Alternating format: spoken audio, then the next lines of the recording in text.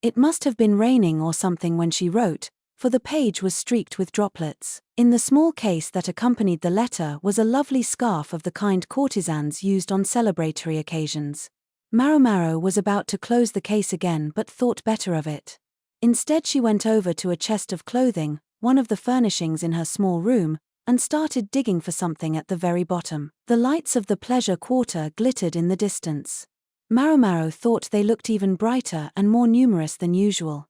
From her place atop the outer wall of the rear palace, she could hear jangling bells, courtesans dancing with their scarves, she imagined. They would wear their most beautiful outfits, wave long, flowing cloth, and scatter flower petals. Being bought out of a contract was a cause for celebration.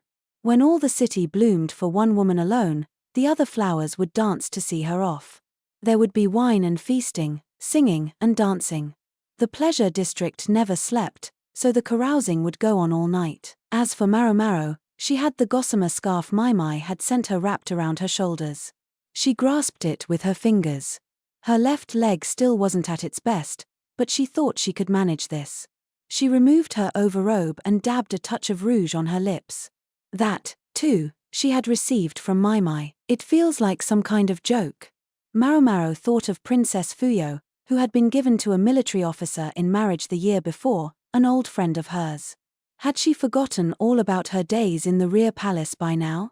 Or did she sometimes remember how she once danced on these walls, night after night? Now Maomao would do the same thing as the princess. Clad in the lovely dress her sisters had foisted on her, she called to mind the first steps of the dance she'd been taught so long ago. The rouge she'd received from her sister Maomao was on her lips. Small bells were attached to her sleeves, so she jingled with each movement. Small stones were sewn into the long skirt so that it would billow out each time Maomao spun. Her skirt circled around her, her scarf traced an arc, and her sleeves slipped through the air. She'd let her hair down tonight, decorating it with a single rose, a small flower dyed blue. The scarf danced, the skirt rose in time, sleeves and hair fluttered together. Didn't think it would come back to me so easily, she mused, surprised to find the dance the old woman had taught her still within. Her scarf billowed again, and then Maomao found herself looking directly at a very unwelcome companion. That was when she tripped on her skirt. She fell face first, and as she tried to protect herself from striking the ground with her nose, she tumbled straight toward the edge of the wall. She just managed to stop herself, and someone pulled her up. What are you doing here? The unexpected visitor asked, breathing hard. His hair, which had been carefully bound, was a mess now. I should ask you the same question, Master Jinshi, Maomao said, brushing off her dress. Why are you here? He fixed her with an exasperated look. She was safely away from the edge of the wall now, but for some reason he was still holding on to her hand.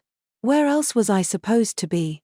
When I got word a strange woman was dancing on the wall again, I had to come deal with the matter. And I thought I'd kept a low profile. Now Maomao thought about it, though, maybe it shouldn't have been so surprising that she was noticed. Still, did this mean the guards still believed in ghosts? I'll thank you not to add to my workload, Jinshi said, placing his hand on Maomao's head. Surely you didn't have to come yourself, Master Jinshi. Couldn't you have sent someone else? She slid her head aside, out from under his hand. A very kind guard recognized your face and contacted me directly, Jinshi said. Maomao touched her face. You may think what you're doing is innocuous, but remember that it won't look that way to those who see you. As you say, Maomao replied. Somewhat embarrassed, she scratched her cheek.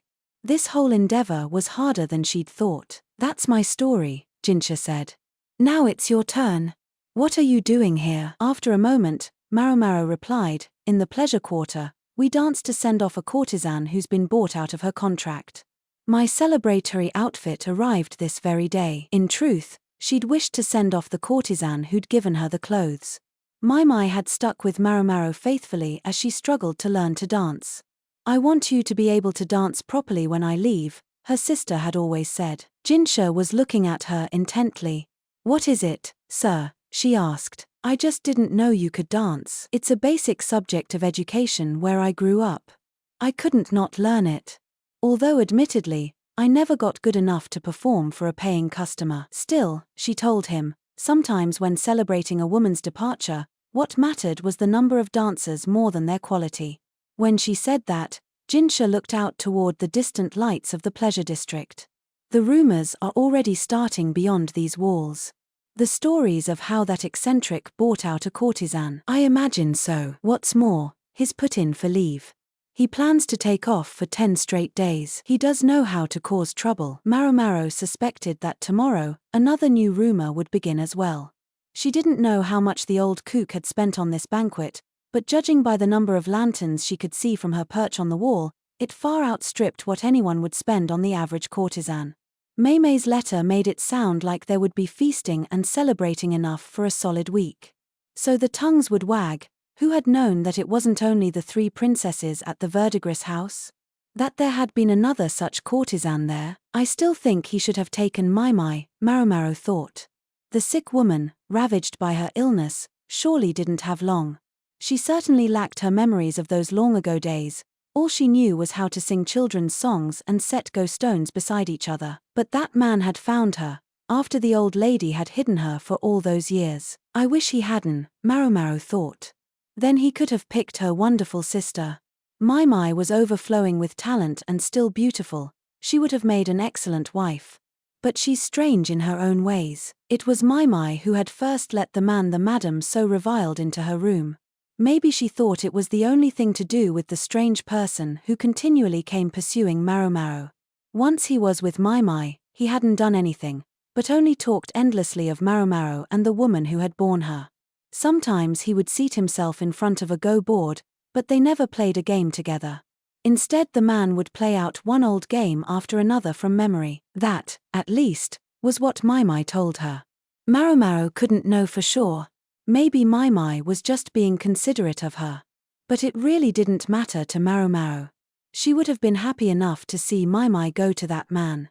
His personality aside, at least he had plenty of money. Her sister wouldn't have wanted for anything in her life. Maomao wanted to know what there was not to like about her sister. I can't help wondering who in the world he bought out, Jinshi said.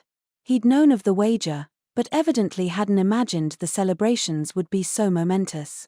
He was surprised to discover the man was even more eccentric than he had realized. Yes, I wonder who it could be. Do you know? In response, Maomao only closed her eyes. You do know, don't you? No woman he chose could be more gorgeous than you are, Master Jinshi. That's not what I asked. He doesn't deny it, though, she thought.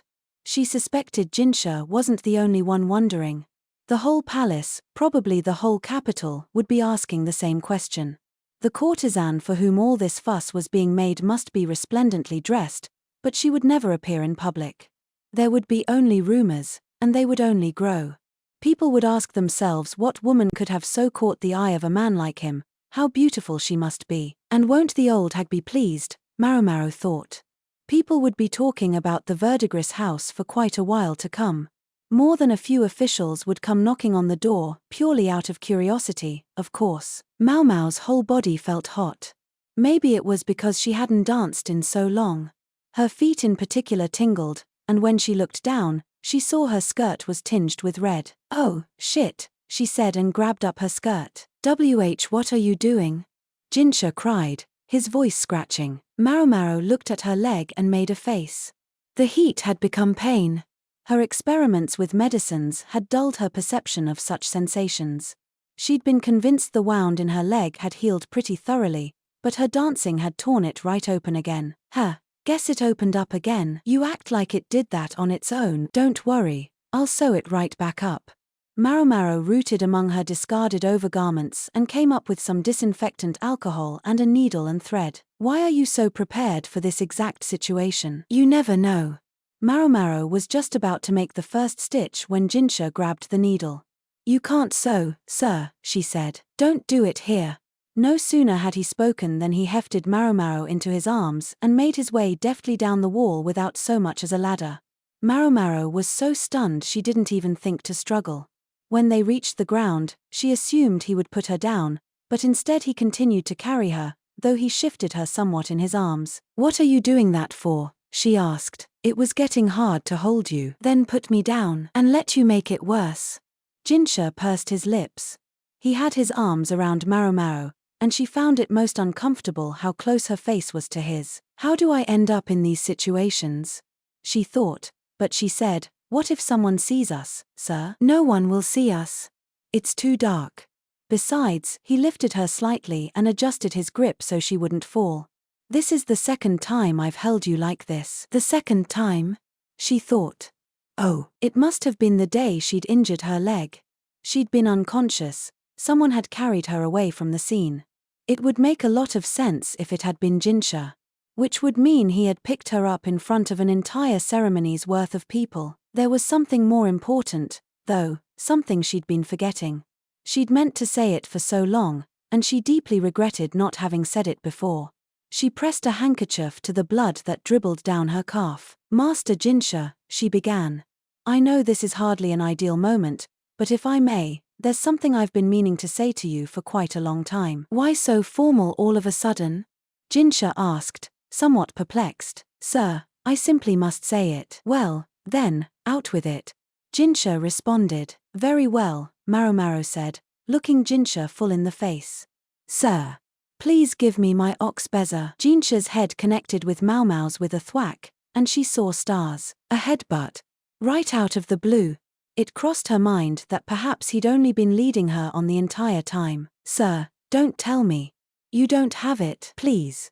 Surely you have a little more respect for me than that. As Maomao looked at him questioningly, the slightest of smiles crossed Jinshi's face. The rapid change in the eunuch's expression from annoyance to amusement reminded her how immature he could seem. But then again, she found him easier to talk to that way, she thought, as she rocked in his arms. No one knew quite where the rumor had started, but word was that some profligate noble from the great country that occupied the middle of the continent was buying up every kind of rare and unusual medicament he could find. It was during an afternoon tea party that Maomao first heard that Jinshi's office was so full of get-well flowers he could hardly get inside. She only took a bite of her peach bun and commented,